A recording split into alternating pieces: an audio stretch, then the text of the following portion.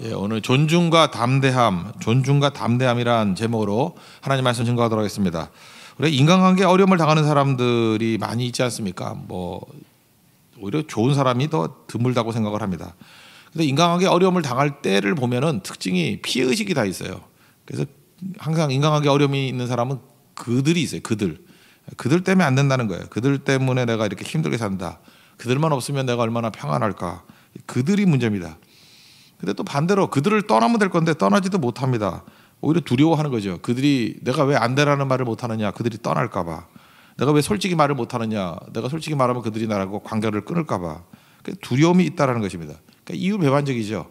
그들이 싫다 그러면서 또 그들이 떠나는 거에 대해서 무지무지하게 두려움이 있습니다. 그러니까 이런 사람의 특징이 뭐냐면 항상 초점이 남에게 있어요. 그러면서 그게 불만인 겁니다.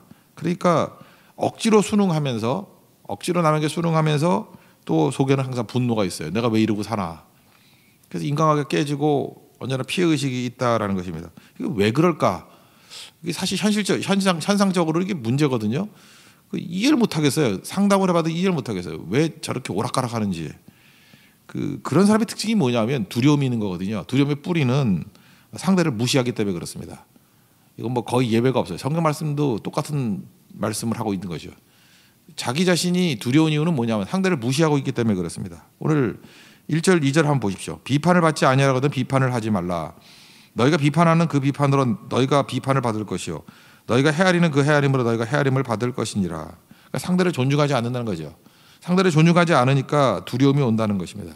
그러니까 무슨 마음이 있느냐 하면은 자기가 남 쉽게 무시하잖아요. 무시하는데 이게 두려운 거예요.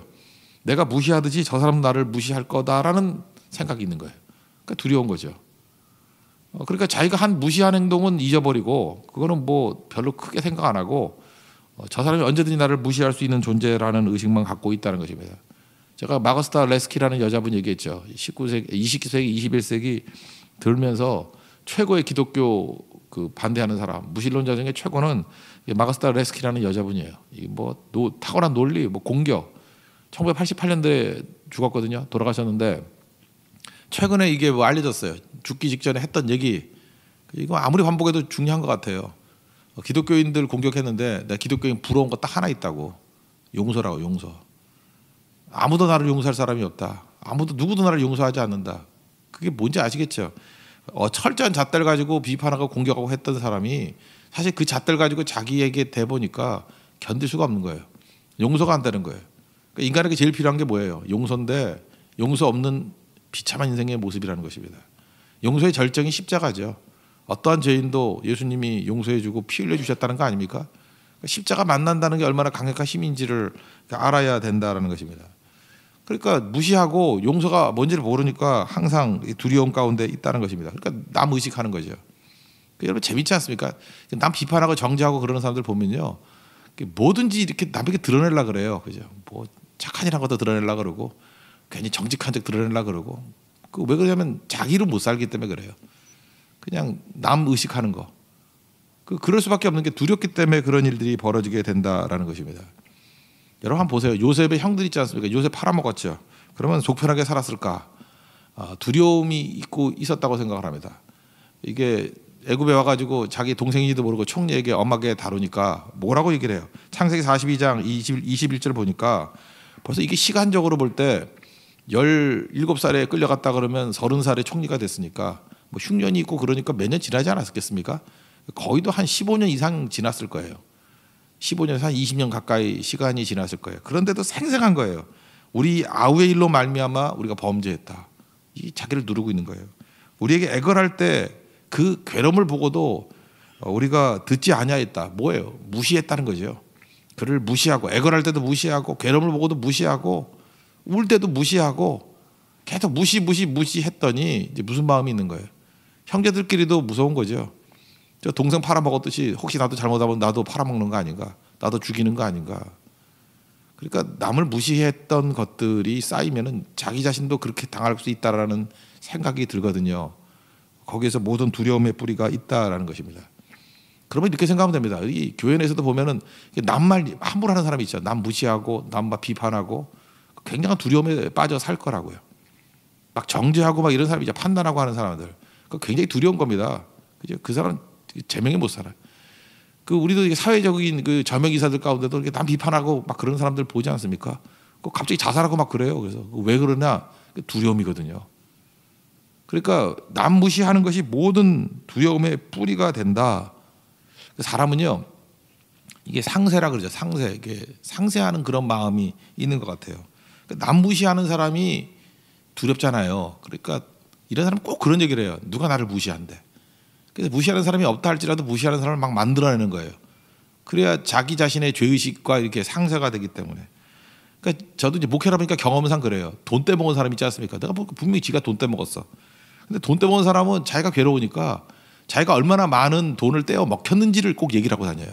아, 옛날에 뭐 내가 얼마나 손해를 받는지 모른다.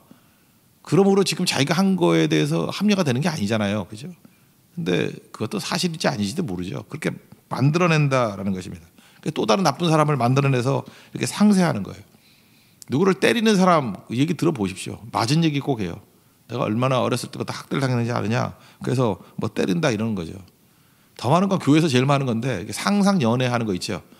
뭐 누가 날 뭐 자기가 엄청나게 누구 좋아하는데 가짜로 막 거짓말하는 사람 있잖아요. 거짓말로 관계를 만들어내는 사람들. 그러니까 뭐 거의 내용은 보면 지가 스토커거든요. 스토커인데 꼭 보면은 자기가 지금 잘못하고 있다는 걸 알기 때문에 또 다른 상쇄하는 대상을 만들어내요. 자기가 누구에게 쫓김을 당하고 있대. 피해를 당하고 있대요. 이게 다 거짓말이거든요. 우리 인생이 이런 식으로 해가지고 해결되는 거 아닙니다. 내가 피해를 입었으니까 또 피해를 할 수 있다. 이런 논리로 나가면은 이게 뭐 상쇄한다, 뭐 요즘 속된 말로 퉁친다 그러죠. 그렇게 되는 게 아니거든요. 우리 형제들 가운데 관계가 안 좋았던 유다, 그 두려웠던 거예요. 집 떠납니다. 집 떠나서 요새 팔아먹고 난 다음에 집 떠나요. 그러고 난 다음에 뭐 허랑방탕하게 산 거죠. 그리고 뭐 며느리하고 뭐 잠자리 해가지고 애도 낳고 나중에 며느리 잡아다가 너 왜 범죄했느냐 그럴 때 그게 시아버지였다라는 물증을 내놓잖아요. 그럴 때 그 유다의 마음 가운데 그런 거죠. 자기도 죄진 거 아니에요. 동생 팔아먹은 거. 그럼 그거를 상쇄하기 위해서 악한 며느리가 나와야 되거든요. 그래서 악한 며느리라 그래서 그를 정죄하면 이게 맞아 떨어지는 건데 그때에 유다가 위대한 고백을 해요. 그는 나보다 옳도다.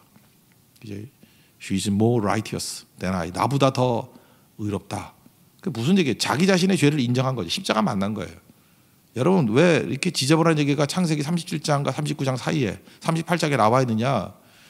이거는 유다가 십자가 만난 사건이에요.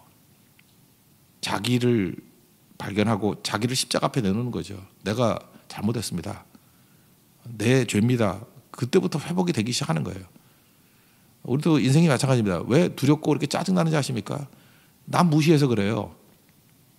그러니까 답이죠. 두 번째, 두려움을 회복할 수 있는 길이 무엇입니까? 우리 삶 가운데 두려움이 있고 지금 문제가 많은 분들 남 무시하는 거 중단하십시오. 그 마음속으로든지 태도로든지 말이든지 글이든지 남 무시하는 거 중단해야 됩니다. 존중해야 돼요. 그러지 않으면 여러분 건진받지 못합니다. 계속해서 두려움과 좌절 속에 빠질 수밖에 없다는 거예요.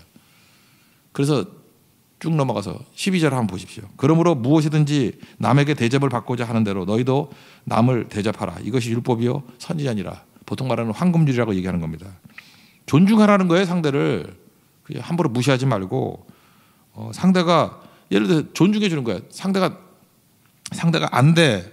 나한테 그럴 수 있잖아요. 근데 우리 화부터 내잖아요. 안 돼 그러면 그 상대가 거절했습니다. 그 거절한 거에 대해서 내가 존중해 주는 거예요. 다 이유가 있겠지. 저 사람이 나를 거절한 게 다 이유가 있겠지. 거절 당했다고 막 덤비지 않고 그냥 존중해 주는 거예요. 그 사람의 거절 의사도. 그러면 그다음부터 어떤 일이 벌어진지 아십니까? 상대를 만났을 때 그 사람이 내가 볼 때 합리적이지 않거나 문제가 있을 때 나도 거절할 수 있는 용기가 생기는 거예요. 내가 거절해도 저 상대방이 나를 존중해 줄 거라는 생각. 우리 거절 못하는 이유가 뭐예요? 질질 끌려가는 이유가 뭐예요? 거절하면 저 사람이 나를 버린다는 거예요. 관계가 깨진다는 거예요. 그러니까 순응하면서 분노심이 있고 그런 거 아니에요. 그러니까 나로 살지 못하는 거죠. 나로 살지 못하는 거에 뿌리에 뭐가 있어요? 무시함이 있다니까. 남 무시하니까. 그러니까 남을 무시하기 시작하면 그때부터 모든 게 다 깨지기 시작한다는 것입니다. 그때부터 분노가 생기는 거고. 부부지간에도 마찬가지예요. 남편이 아내를 무시하고 아내가 남편을 무시할 때부터 그 무시, 그 아무것도 아닌 것이 보이죠. 저 인간은 무시당해도 싸. 거기서 시작해가지고요 모든 두려움이 다 오는 거예요. 그리고 버리지도 못하고 품지도 못하고 이렇게 순응하면서 분노만 있어요. 그래서 아줌마들 분노심 있는 아줌마들 보면 항상 뭐 무시함이 있어요. 남편들 가운데도 분노가 있는 사람, 뭐 저런 여자가 어떻게 사는지 모르겠다. 보면 맨날 무시하잖아요. 뭐 말 자체가 무시잖아요. 부부만 그렇습니까? 교회에서도 가족이기 때문에 똑같은 거예요. 어딜 가나 아침부터 머리가 나빠가지고 이해 못하면 딱 한 가지 붙드세요. 무시하면 망한다 이거예요. 무시하면 절대로 남 무시하지 말고 존중하라. 여러분 사업이 안 되는 이유가 뭐냐? 무시하다가 안 된 거예요. 지금 존중하라는 거예요. 존중하기 시작하면 그때부터 풀리기 시작한다는 것입니다. 그러면 자유가 임해요. 고린도후서 5장 3장 10절 보니까 주는 영이시니 주의 영이 계신 곳에는 자유가 있는지라. 주님의 성령께서 하시는 일이 뭐냐면 존중하고 또 존중하게 만드는 거거든요. 그때부터 자유로움이 있다라는 것입니다. 유다 얘기 44장으로 창세기 44장으로 넘어가면 그 은잔을 숨겨서 베냐민 못 가게 만들죠. 그럴 때 아버지를 존중하는 마음이 나와요. 창세기 44장 22절 보니까 그 아이는 아버지를 떠나지 못할 거라고. 아버지 죽습니다. 이 베냐민 못 들어가면 아버지 죽습니다. 아버지의 그 마음을 존중해 주잖아요. 뭐 한 명 죽고 뭐 10명 사는 게 낫지 않냐 이런 논리가 아니에요. 아버지 죽습니다. 아버지를 존중해 준다고요. 그러니까 두려움이 사라져 버리는 거죠. 자기 자신을 맡기잖아요. 베냐민 보내고 내가 대신 볼모로 잡히겠습니다. 그게 창세기 44장 32절 33절의 결론 아닙니까? 그러니까 결국은 이것 때문에 45장에 넘어가서면 요셉이 울음이 터져 나오는 거죠. 자기 정체를 밝히면서 존중받잖아요. 유다가 언제부터 이 10명의 아들 가운데 존중받는 건 유다밖에 없어요. 유다가 존중받는 이유가 뭐냐면 무시로부터 시작해가지고 두려움이 엄습해서 인생 전체가 망쳤는데 무시하면 망치는 거예요. 존중하고 존중했더니 어디까지 올라갑니까? 메시아의 조상이 돼버렸어요. 메시아 지파가 돼버렸어요. 하나님께서 인정하는 능력의 종이 되더라는 것입니다. 그러므로 우리가 믿음의 시각을 놓고 볼 때 제일 불쌍한 인생이 누구냐? 항상 비판하는 사람, 항상 판단하는 사람, 항상 남 헐뜯는 사람, 항상 이게 루머 만드는 사람. 본인도 지옥이고요. 아무것도 풀리는 게 없을 것이고 그 사람은 자기 자신을 살지 못합니다. 무너집니다. 그래서 하나만 건드려도 두려움에 빠진다는 거예요. 이건 저주의 인생입니다. 우리 인생 가운데 꼭 붙들어야 될 것들이 뭐냐면 존중하고 존중하라는 거예요. 무시하는 인생만큼 어리석은 건 없다는 것입니다. 마귀는 무시하게 만들지만 우리 하나님 말씀 붙들고 존중하고 그는 나보다 옳습니다 하면서 자기 자신의 죄인됨을 가지고 십자가 앞에 나간다 그러면 그것이 우리를 살릴 수 있는 최고의 능력이 될 것입니다. 이런 삶의 구원을 누리는 믿음의 종 되기를 축원합니다. 자리에서 일어나겠습니다. 305장 찬송하겠습니다. 나 같은 죄인 살리신